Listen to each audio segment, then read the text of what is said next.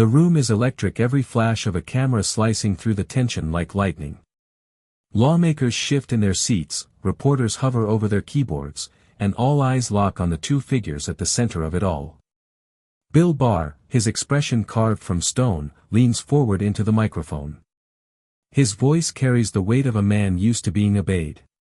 "Congresswoman Crockett," he says, deliberate and dismissive, "you're lying." A stunned murmur ripples through the chamber. But Jasmine Crockett doesn't flinch. Her fingers brush the edge of a thick binder on the table, her eyes unwavering. The silence stretches thick, dangerous. Then she speaks, steady and sharp. "If I'm lying, then why does your own signature prove me right?" Gasps cut through the air. The camera lights burst brighter, 1,000 eyes scrambling to capture the moment. On social media, the clip explodes instantly, hashtags igniting, analysts stunned. "This is the moment everything changed for Bill Barr," one anchor whispers on live television. The screen freezes on his face, pale, rattled, and suddenly human. The crowd doesn't yet realize it, but they've just witnessed the first crack in a legacy built on power, now splintering under the weight of truth. Don't blink, what's coming next shattered Washington's illusion of control. If you stand for truth, justice, and fearless accountability, hit like, subscribe, and stay locked in. Because when the final piece drops, you'll understand exactly why Bill Barr's empire of power began to crumble from within. In the uneasy calm of the post-Trump era, Washington felt like a city nursing an unhealed wound. The scandals, the investigations, the public disillusionment, they lingered like a fog that refused to lift. Trust in institutions had eroded, and at the heart of that erosion stood one man whose name had become synonymous with power's quiet manipulation, William Barr. Barr's tenure as Attorney General had been marked by controversy. When the Mueller report landed, he was the first line of defense, spinning its findings with surgical precision to protect his administration. Obstruction accusations followed, but he weathered them all. Each time, he emerged untouchable, shielded by political muscle and a lifetime of institutional connections. His calm demeanor and methodical language gave the illusion of integrity, even as whispers grew louder that he'd weaponized the Justice Department to serve political ends. But power, no matter how deeply rooted, eventually meets its reckoning. And that reckoning came in the form of Jasmine Crockett. Crockett was everything Barr was not: young, unapologetic, and unafraid to challenge authority. A former civil rights attorney from Texas, she had built her reputation on logic sharper than any headline and a voice that didn't waver in the face of intimidation. In hearings, her questions were traps laid with precision, her tone steady, her eyes focused. She didn't grandstand. She didn't shout. She dissected. Each word she spoke carried intent, and the country had begun to notice. By the time she faced Barr across that table, she wasn't just another congresswoman, she was the embodiment of a generational shift. A new kind of public servant who valued transparency over tradition. A voice for an electorate exhausted by half-truths and hidden agendas. To many Americans, she was the moral contrast to an old system that had spent decades protecting its own. The hearing itself wasn't supposed to be a battleground. It was framed as a procedural review, a formality. But beneath the surface, everyone knew it was more than that. Barr had been called to clarify inconsistencies, small details in a maze of documents that most dismissed as bureaucratic noise. Crockett saw something different. She saw patterns, contradictions, gaps too deliberate to be coincidence. Her background in law had taught her that the truth doesn't vanish, it just hides where people stop looking. The stakes stretched far beyond reputation. This wasn't just about whether Barr had bent the rules, it was about whether the system itself could still hold its most powerful players accountable. If he could lie with impunity, what did that say about the justice system he once led? Contrast framed every inch of the encounter. Barr sat like the embodiment of the old guard, calm, self-assured, protected by history and hierarchy. Crockett represented the insurgent energy of a country demanding better. She wasn't there to play politics, she was there to pull back the curtain. And yet, what made the moment historic wasn't only what she said, but what it revealed.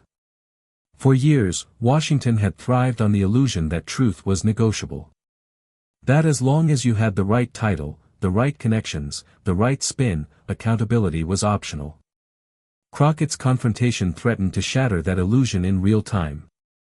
What began as a routine oversight hearing would evolve into something far larger, a televised collision between truth and manipulation. And as the world would soon witness, the cost of that collision would not be measured in sound bites or headlines. It would be measured in legacy. Because when Jasmine Crockett opened her binder that day, she wasn't just confronting a man. She was confronting a system that had forgotten how to tell the truth. Representative Jasmine Crockett entered politics with the precision of a trial attorney and the heart of an activist. Before her seat in Congress, she stood in courtrooms defending the voiceless, challenging systems that treated justice as optional. Years of civil rights litigation had honed her instincts. Every pause, every word, every document mattered. On Capitol Hill, those same instincts made her a force few could underestimate. She didn't posture or perform, she prepared. In committee hearings, she wielded facts like a scalpel, exposing inconsistencies with a calm that unnerved even seasoned politicians. To her, power meant nothing without truth. She didn't fear confrontation, she studied it, anticipated it, and used it to peel back the layers of deception that so often disguised itself as authority. Her colleagues admired her tenacity, even when it made them uncomfortable. Transparency wasn't her talking point, it was her purpose. Across from her sat William Barr, the former Attorney General whose name had become shorthand for institutional dominance.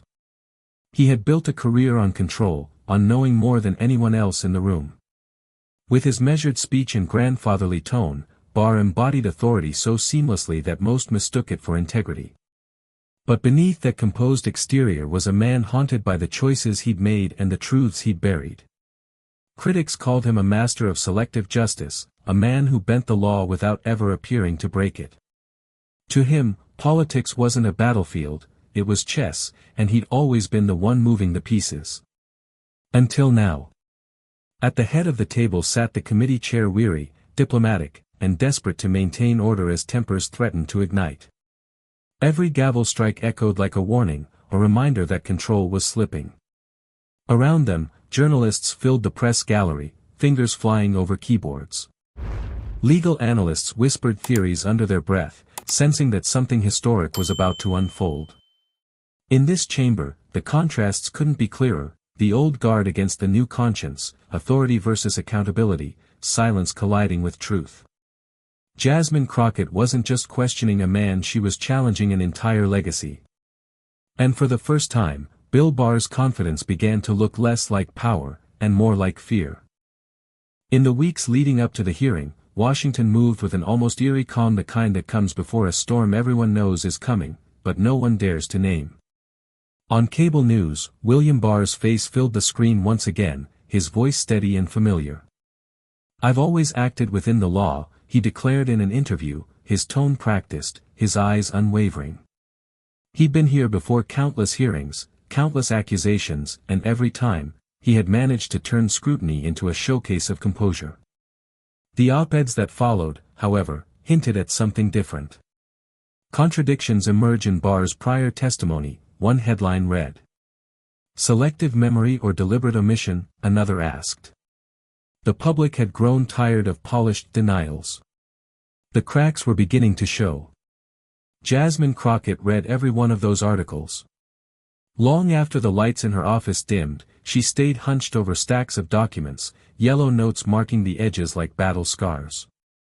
Her team whispered around her, parsing through statements, timestamps, and transcripts. They'd built a timeline that didn't just raise questions, it exposed patterns. Crockett wasn't preparing for a confrontation, she was constructing a case. Every line of inquiry was designed to lead Barr into a corner, a place where his own words would betray him. The night before the hearing, Washington buzzed with speculation. Reporters traded rumors like currency. What did she have? Why had her staff ordered copies of sealed memos? One political blog published a cryptic sentence: "If the rumors are true, tomorrow could be the day everything changes." Outside the Capitol, news vans lined the street. Camera crews rehearsed intros under the dim orange glow of streetlights. Inside, the marble corridors hummed with whispered anticipation. Staffers moved briskly, clutching folders marked, "Confidential." The air itself seemed to thicken with suspense. Barr arrived first, flanked by aides, his trademark confidence radiating from every slow step. He smiled for cameras, shook hands with old colleagues, and gave reporters the kind of polite grin that said, "I've done this before." To the untrained eye, he looked untouchable, a man in control of his narrative. But to those who had followed his career closely, that smile carried something else too: fatigue. Jasmine Crockett entered quietly, almost unnoticed. No entourage, no fanfare. Her binder was thick, worn at the edges, filled with color-coded tabs. She didn't look at Barr as she took her seat. She simply opened the binder, flipping through pages with calm precision, highlighting sections with the faint scrape of a pen. For her, this wasn't theater. It was truth-seeking, deliberate, personal, necessary. The room began to fill. Lawmakers found their seats, journalists adjusted their microphones, and the low murmur of conversation built like the first rumble of thunder. A live stream counter ticked upward, tens of thousands waiting to witness the showdown. On Twitter, hashtags began to trend before the gavel even struck. Hashtag Crockett vs. Barr, hashtag the receipts, hashtag truth on trial. In the hallway, a reporter whispered to her cameraman, "He thinks it's going to be like every other hearing. He has no idea what's waiting for him." When the committee chair entered, the chatter faded instantly. A single strike of the gavel cut through the air. "This hearing will come to order." Barr leaned back, shoulders relaxed, adjusting his glasses. Crockett sat motionless, eyes fixed on her notes. The opening statements began, formalities, courtesies, the kind of rehearsed decorum that fills time before impact. But beneath the surface, something dangerous was building. The energy in the room shifted with each passing minute. For Barr, this was routine, an old dance he had mastered long ago. For Jasmine Crockett, it was a reckoning, years in the making. Every headline, every closed-door deal, every manipulation of justice had led to this single, televised moment. The chair cleared his throat. "Congresswoman Crockett, you have the floor." She didn't look up right away. She turned one more page, drew a quiet breath, and lifted her eyes to meet his. The room fell silent, the kind of silence that precedes history. In that heartbeat of stillness, even the cameras seemed to hesitate, unsure whether to zoom in on her or on him. And as the light reflected off Barr's glasses, he couldn't see it yet, but the walls of power he'd built around himself were already beginning to crack. The hearing room was packed, a crush of reporters, cameras, and murmuring aides that buzzed like static electricity under the ornate dome of the Capitol. The placards before each member gleamed under the fluorescent lights: Oversight Committee Hearing on Federal Accountability. Bill Barr adjusted his tie, the faintest smirk tugging at the edge of his mouth. He'd been here before, too many times to count. To him, this was another procedural showpiece, a stage for political theater where nothing truly dangerous ever happened. Across the long mahogany table sat Representative Jasmine Crockett. She didn't look up right away. Instead, she methodically flipped through a thick binder, tabs color-coded in precise order: red for classified references, blue for exhibits, yellow for statements under oath. Her composure was almost unnerving. Barr glanced her way and then toward the cameras. His expression carried that trademark blend of boredom and quiet arrogance. "Madam Chair," he began with a thin smile, "thank you for allowing me to clarify some recent misrepresentations in the media." The chair nodded. "You may proceed, Mr. Barr." Barr leaned toward the microphone.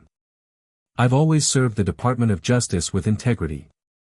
The idea that I interfered in any investigation is simply false. Politics should never dictate law enforcement decisions." The first few minutes rolled by like a slow drumbeat, a steady rhythm of practiced denials, polished phrasing, and legal jargon. Each sentence designed to blur lines rather than draw them. Then, Jasmine Crockett lifted her eyes. Her tone was crisp. "Mr. Barr, thank you for your statement. Let's start simple. Barr smiled faintly. Of course. She turned a page. You testified earlier that you had no direct involvement in the redaction process of the Mueller report, correct? That's correct, Barr said smoothly. Those decisions were made by career staff. Right. She nodded, almost sympathetically. And yet she reached for a document, sliding it under the overhead camera so it appeared on every screen in the room. This internal memo dated March 24, 2019, contains not only your initials but your authorization code for document edits prior to public release. Barr's hand twitched slightly. That memo, he said evenly, has been taken out of context. Out of context? Her voice didn't rise, it simply sharpened, each word like a scalpel. Sir, your initials are right here. WBB. Under the directive marked, Final Authorization. A murmur rippled through the room. Journalists leaned forward. The chair tried to maintain composure but her eyes flicked between the two. Crockett continued, layering her evidence like a prosecutor before a jury. You've maintained publicly and under oath that your role was purely supervisory. So, Mr. Barr, can you explain why this document indicates direct edits to investigative findings? Barr shifted. I was briefed, not involved. She interjected. Then how do you explain the annotation in your handwriting? She held up another sheet, the handwriting looping unmistakably, remove paragraph unnecessary speculation. Silence. For the first time, Barr's smirk faltered. Crockett's tone stayed surgical. Mr. Barr, the paragraph you removed detailed communications between White House officials and members of your office during an active investigation. Would you like to clarify which part was unnecessary? Barr cleared his throat. I don't recall that level of detail. Convenient, Crockett said softly. Because the American people do. The press pool's keyboards began to clatter. Cameras zoomed in. Let's move to Exhibit C, she said, flipping another page. This is an email chain between your office and the Deputy AG, an instruction to delay prosecution recommendations until after the election cycle. Is that your directive? Barr hesitated. Those are internal discussions. Which, Crockett interrupted again, you authorized. She tapped the document. Timestamp, approval, routing all traceable back to your account. Barr's voice thinned. Congresswoman, you're oversimplifying complex legal procedures. I'm reading your own words, she said. The tension in the room became a tangible force, thick, electric, dangerous. The committee chair intervened gently. Representative, please allow Mr. Barr to respond. Oh, I'm waiting, Crockett said, eyes locked on Barr. Go ahead. Barr inhaled slowly, his tone controlled but visibly strained. The memo you're referring to was part of routine communication. There was no political motive. Crockett smiled faintly, tilting her head. Routine communication. Interesting phrase. She reached for one final file. Then maybe you can help me understand why this routine communication was classified 3 days before it was subpoenaed by this very committee. The air froze. The chair blinked. Classified? Yes, Crockett confirmed, holding up the sealed header for all to see. Marked as classified on June 5, the same day Mr. Barr's legal counsel was notified of an upcoming subpoena. A hush fell across the chamber. Barr's jaw tightened. She leaned forward slightly, her voice low but clear. You called me a liar, Mr. Barr, in your last interview. You said I was playing politics. But every document here, your signature, your notes, your emails says otherwise. So if someone's lying, she paused. Maybe you should check the mirror. The words hung in the air like a thunderclap. A gasp spread through the room. The chair's gavel struck once, but it did little to quiet the eruption of murmurs and camera clicks. Barr's face, once composed, now showed the first flicker of real fear, the awareness that this wasn't just another political skirmish. It was exposure. Crockett sat back, silent, her expression unreadable. Around her, aides exchanged stunned glances. Reporters typed feverishly. On the monitors outside, news anchors began narrating the scene in real time. One of them whispered into a live mic, "That's the moment Crockett just ended Bill Barr's credibility on record." Inside the hearing room, Barr fumbled for a response, but none came. The silence stretched long enough for the weight of his own words to collapse inward. The chair finally spoke, voice unsteady. "This committee will recess for 5 minutes." But everyone knew the moment couldn't be undone. Barr had entered the room confident, smiling for cameras. He left it under a storm of flashes, headlines already forming. Crockett exposes Barr's hidden memo, lies unravel in live hearing. And as he walked past her table, he didn't meet her eyes. Because deep down, even Bill Barr knew he'd just witnessed the beginning of his own unraveling. The moment the chair's gavel struck to restore order, the dynamic in the room had shifted completely. The atmosphere that once bent to Bill Barr's authority now pulsed with something different: tension, disbelief, and a rising sense that history was unfolding in real time. Barr, once the steady hand of the Justice Department, sat rigid, his expression frozen somewhere between irritation and alarm. The usual confidence in his voice had vanished, replaced by short, clipped answers that betrayed the pressure building behind his calm facade. Across from him, Representative Jasmine Crockett radiated control. She didn't gloat, didn't grandstand, she simply moved through her binder like a surgeon in the middle of an operation. Every page she turned revealed another incision into Barr's credibility. "Let's revisit your previous testimony," she said coolly, cueing an aide to display a side-by-side comparison on the monitor. One column showed Barr's prior sworn statement, the other, an internal DOJ memo contradicting it word for word. Crockett didn't raise her voice. She didn't need to. The evidence spoke louder than any headline could. Barr leaned forward, fingers tapping the desk, a tell of impatience, or perhaps panic. "Congresswoman, again, these documents are selective," she interjected softly. "You're right. They're selected directly from your office. Every one of them verified by the Inspector General." The room erupted in a low chorus of whispers. The committee chair's voice quivered slightly as she tried to maintain composure. "Please, the witness will answer the question directly." Barr exhaled sharply, then said, "I have nothing further to add." That was the moment, the invisible pivot where power changed hands. The once untouchable Attorney General now appeared as a man cornered by his own paper trail. Crockett, meanwhile, seemed to grow taller behind her microphone. Cameras zoomed in on her face as she calmly recited timelines, highlighted email chains, and referenced case law with the ease of someone who'd lived inside the legal system long enough to know its weak points. One CNN analyst whispered off camera, "She's not questioning him anymore, she's prosecuting him." Another murmured, "Barr's defense just imploded on live television." The networks caught wind fast.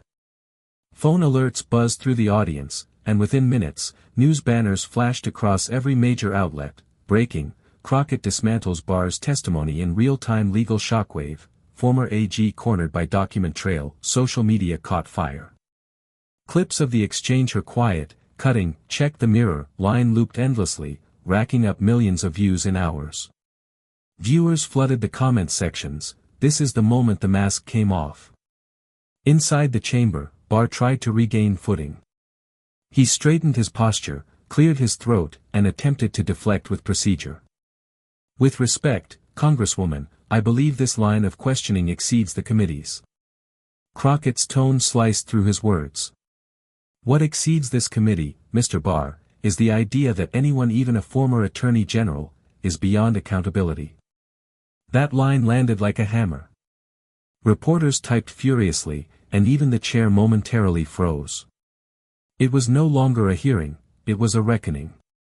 Barr's carefully curated legacy, the steady hand, the institutional loyalist, the man who once shaped the nation's legal discourse, began to crumble under the weight of receipts he could no longer deny. And Jasmine Crockett, the once underdog congresswoman many dismissed as too bold, had just rewritten the script. In that instant, the story wasn't about a question of politics anymore. It was about truth colliding with power and power finally flinching.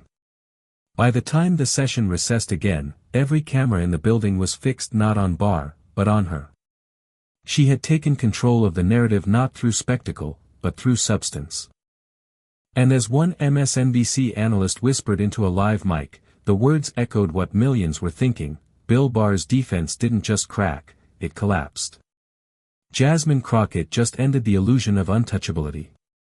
The room, once thick with tension, had settled into a stunned silence, the kind that only follows the unveiling of something irrefutable. Representative Jasmine Crockett leaned forward, her voice low but unwavering. "Let's go through the record, piece by piece," she said. On the screen behind her appeared a Department of Justice memo stamped, dated, and signed. The header read, "Directive on Evidentiary Handling Case 204B." Beneath it, in neat cursive initials, were the letters WBB. William Barr's unmistakable mark. "This," Crockett began, "is the suppressed DOJ memo. It ordered a halt to an internal investigation into evidence tampering just days before key files were sealed." Barr shifted in his chair, eyes flickering toward his counsel. "That document," he said carefully, "has been taken out of operational context." Crockett didn't let him finish. "Out of context?" she echoed. "The context is right here, sir. You signed an order that effectively buried a federal case involving political interference. And that order wasn't theoretical, it had consequences." She tapped a button, and the next exhibit appeared: a string of emails, time-stamped between 2:14 and 3:07 a.m. One from Barr's deputy, another from Barr himself. "We'll need to delay disclosure until after the press cycle dies down. Proceed. Clearance granted." The room buzzed again. Even the most stoic committee members leaned in. "These are your words," Crockett continued. "Not mine. Not a partisan headline. Yours. You cleared the suppression of evidence related to a federal oversight report in the dead of night. Then came the whistleblower affidavit. A sworn statement, written in shaky handwriting, signed by a mid-level DOJ attorney who had since resigned." Crockett read the opening aloud. "I was instructed to withhold evidence contrary to official DOJ findings. When I objected, I was reassigned within 48 hours. Her voice wavered not from uncertainty, but from the weight of what she was holding. "Every page here," she said softly, "represents a voice silenced. A case closed before justice could breathe." Cameras zoomed in on the affidavit, the signature at the bottom stark against the white paper. Crockett then pulled up the final visual, two screens, side by side. On the left, Barr's televised testimony from 2 years prior, denying any directive to suppress evidence. On the right, the time-stamped memo proving he had. "Let's compare the times," she said. "He denied signing this on July 23 at 10:42 a.m. But this authorization with his initials is time-stamped July 22, 11:58 p.m., less than 12 hours before that denial." Gasps rippled through the audience. "This isn't ambiguity," Crockett continued. "It's orchestration. A deliberate deception designed to protect political interests at the expense of public trust." Barr didn't respond. His eyes were fixed on the documents, but his silence spoke louder than any rebuttal could. Outside the chamber, the reaction was instantaneous. Twitter exploded with clips of the evidence. Hashtags trended within minutes: hashtag receipts don't lie, hashtag Crockett vs. Barr, hashtag the memo. On Reddit, entire threads dissected the documents frame by frame. One comment captured the sentiment perfectly: she didn't just bring facts, she brought the receipts. Cable networks broke into regular programming. CNN replayed the memo's signature under the cheerin', "Barr's own documents contradict testimony." MSNBC hosts called it a legal earthquake. Even Fox anchors struggled to spin it, calling the hearing a tough day for the former Attorney General. For millions watching at home, this wasn't just another political showdown, it was vindication. Proof that truth, even buried under bureaucracy and spin, could still find daylight. As the hearing paused, Jasmine closed her binder slowly, her composure unshaken. "For too long," she said quietly, almost to herself, "we've been told that power can rewrite reality. But reality, Mr. Barr, is printed right here. And it has your signature on it." The cameras caught every word. Every glance. Every tremor in the old guard's foundation. In that moment, the narrative shifted from accusation to proof, from speculation to evidence. And as one reporter tweeted, summing up the nation's collective reaction, every page she held wasn't just paper, it was proof that truth still has defenders. #Receipts Don't Lie trended for 3 straight days.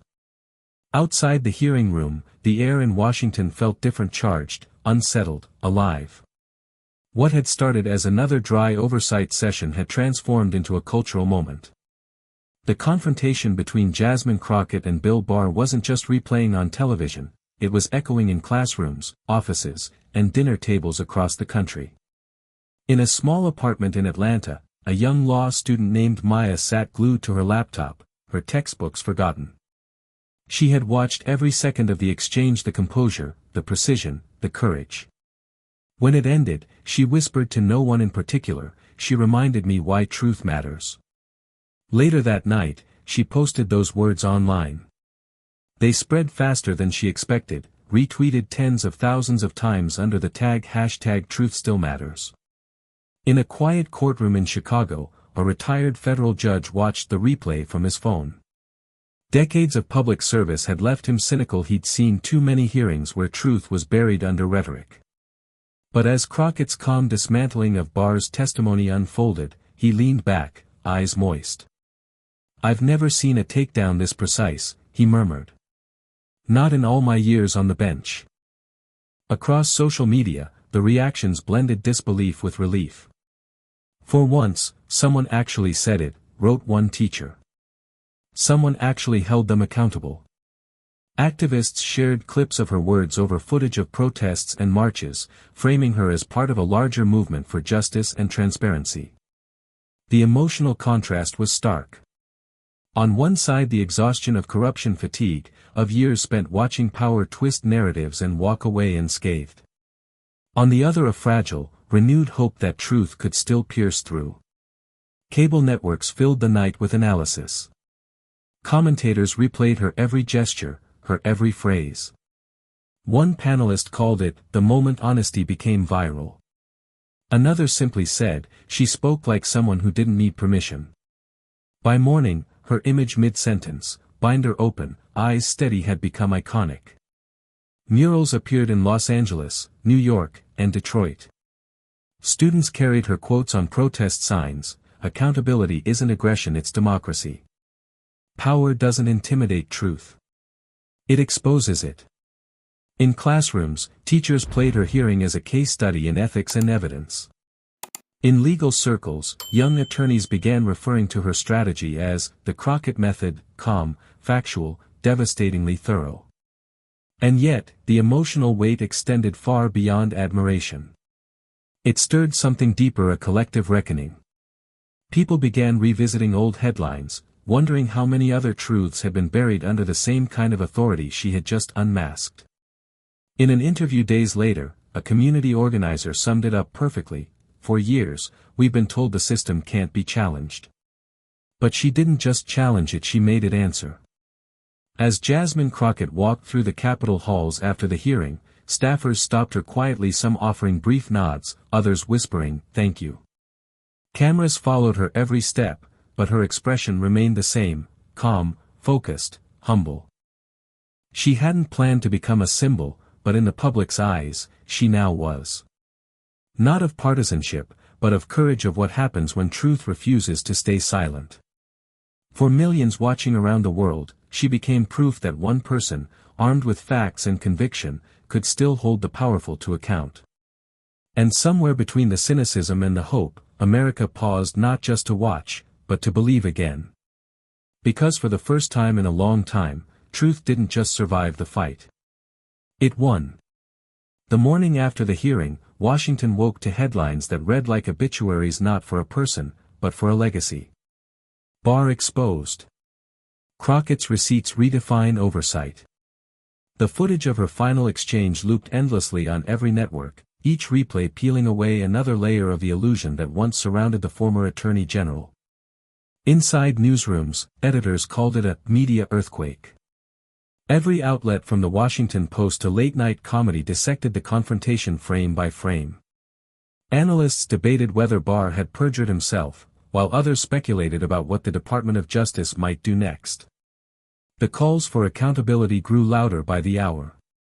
Petitions circulated online demanding further investigation, and even some of Barr's former allies began to distance themselves, calling his testimony troubling and inconsistent. Meanwhile, Jasmine Crockett's rise was meteoric, but measured. When she appeared on CNN, she didn't gloat. "This isn't about me," she said simply. "It's about the integrity of the institutions that serve the people." On MSNBC, she reminded viewers, facts don't need spin. They just need daylight. Her calm, factual tone stood in sharp contrast to the chaos that followed, reinforcing the authenticity that had made her moment so powerful. Across the political spectrum, commentators, even those ideologically opposed to her, acknowledged the scale of what had happened. One conservative columnist wrote, "You don't have to like her politics to respect what she did. She asked for truth, and truth answered." In Washington's marble corridors, whispers of admiration mixed with quiet panic. Staffers reviewed old testimonies, officials triple-checked documents. The message was clear: the old playbook of denial and deflection no longer worked when the receipts were digital, time-stamped, and televised. Lies now carried a cost, and the country had just witnessed it in real time. By week's end, Barr's reputation had unraveled beyond repair. His once formidable influence in legal circles evaporated, replaced by a single image: him staring down at the documents that bore his own undoing. As one news anchor put it during the closing segment of the week, this wasn't just a hearing. It was a shift the day truth finally took back the microphone. And at the center of that shift stood Jasmine Crockett, calm, fearless, and utterly unshaken. Moments like this don't happen often. When truth stands up to power, when evidence silences arrogance, the world doesn't just watch, it remembers. What Jasmine Crockett did in that hearing wasn't politics. It was courage. It was the reminder that even the highest office, the strongest title, and the most polished lie can still be undone by one person willing to say, "Show me the proof." If you believe in fearless leadership, if you believe that integrity still belongs in the halls of power, then don't just scroll past. Hit that subscribe button. Join the movement that refuses to look away. Because this isn't the end of the story, it's the beginning of a new standard. The next confrontation is already brewing. The next reckoning is closer than anyone thinks. And when it happens, when the next voice rises against the next powerful lie, you'll want to be here first. Truth has momentum now. And this community, you re part of it. So stay alert. Stay engaged. Because history doesn't just repeat itself, it rewards those who pay attention. As the cameras dimmed and the crowd began to disperse, Jasmine Crockett gathered her papers with the same quiet focus she'd carried into the hearing. There was no victory speech, no celebration, just a deep breath and the steady sound of heels against the marble floor. Reporters shouted her name, flashbulbs burst around her like sparks, but she didn't look back. "I didn't do this to win an argument," she told a journalist who managed to catch up beside her. "I did it because truth deserves a microphone." Her words hung in the air, simple yet seismic. Outside, the sun was setting over the Capitol dome, washing the steps in gold. She paused briefly, glancing up at the building, a symbol of both power and imperfection, before walking into the light. Narration fades in a city built on secrets, one voice dared to tell the truth and it changed everything. The music swells low strings, rising steadily. The final image lingers on the Capitol steps, now empty, echoing with the power of what had just unfolded. Then, in silence, white letters appear against a black screen: "Truth is louder than power."